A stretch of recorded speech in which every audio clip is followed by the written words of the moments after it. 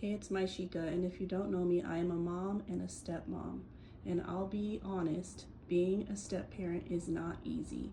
I have gone through seasons of ups and downs, and in a season of down, God gave me these notes to take, and I just kind of wanted to share them with anybody else who may be in a similar situation. And actually, when I wrote these notes, I titled it Parenting Difficult Children or Stepchildren, because it could be your own personal children that you may be going through some of these things with. And the first thing that God gave me was to keep your heart guarded by love.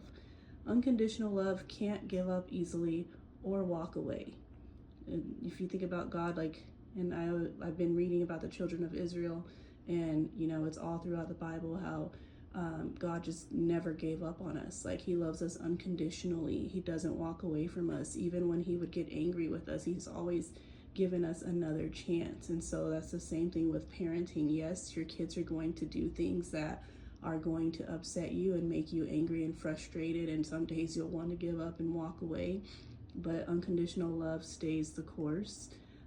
Choose to keep loving them even through the tough seasons. It's not always going to be tough, but tough seasons will come. And so you just have to make that choice that you're going to keep loving them and showing love to them, even when it's a tough season. Giving space to allow growth. Taking space doesn't mean that you don't love them. It's okay to take some space and work on your own mental processing so that you don't say something that you will regret. And so that, I think, is a big one. Being real with how close or far you are in your relationship. And what I mean by that is you have to be real with, like, if this kid is not comfortable with you touching them, or saying certain things to them, or joking with them in a certain way because you just don't have that kind of relationship, then be real with that and don't be offended if they don't accept whatever it is that you're throwing their way. So sometimes you're not going to be their favorite person, and they may not be your favorite person, and so you just have to remember that you can't force a relationship. Don't try to force it. It will come naturally in due time.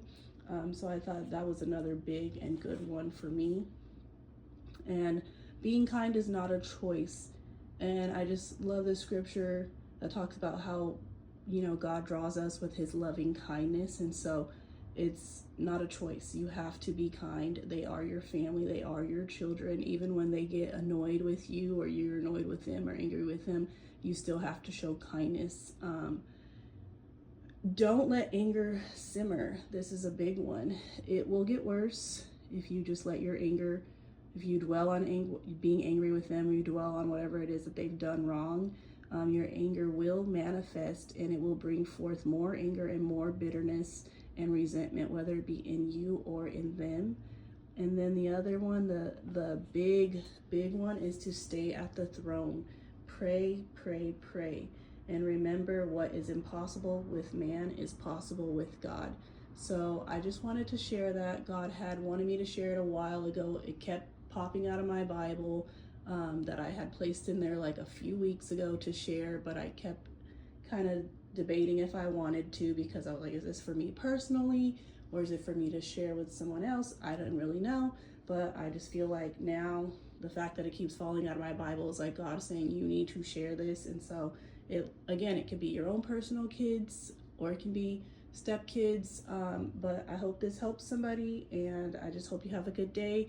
Remember, you can do this. God called you into these relationships for a reason, and he will give you the grace to get through, and there will be better days ahead.